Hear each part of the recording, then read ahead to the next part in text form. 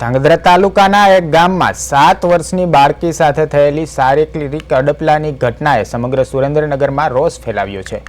મળતી માહિતી મુજબ બાળકી કરિયાણાની દુકાન પર વસ્તુ લેવા ગઈ હતી ત્યારે વૃદ્ધ દુકાનદાર લક્ષ્મણભાઈ ચોરસિયાએ તેને દુકાનમાં ખેંચી ગુપ્ત ભાગ પર હાથ ફેરવી અડપલા કર્યા હોવાનો આરોપ લગાવ્યો છે।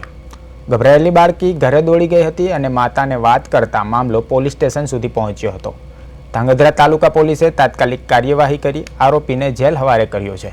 પ્રાથમિક પૂછપરછ દરમિયાન આરોપીએ ગુનાની કબૂલાત આપ્યાની માહિતી મળી રહી છે। ઘટનાએ પંથકમાં ભારે ચકચાર ઊભો કર્યો છે અને નાબાલિગની સુરક્ષા અંગે ગંભીર ચિંતાઓ વ્યક્ત કરી છે। પોલીસે વધુ તપાસ હાથ ધરી છે। ધાંગધ્રા તાલુકા પોલીસ સ્ટેશન વિસ્તારમાં ગઈ તારીખ 5/2/2026ના રોજ એક બનાવ બનવા પામેલો હતો, જેમાં બપોરના 1 થી 1:30ની ગાળાની વચ્ચે એક બનાવ એવો બન્યો હતો જેમાં આ કામના આરોપી લક્ષ્મણભાઈ ટપુભાઈ દેવી પૂજક નાઓએ આ કામના ભોગ બનનાર બાળકી સાથે બાળકીને લલચાવી ફોસલાવી બદકામ કરવાના ઈરાદે પોતાની દુકાનમાં બોલાવી જાતીય સતામણી કરી અને પોક્સોની કલમ 8, 10, 12 અને 18 મુજબનો ગુનો કરેલ હતો।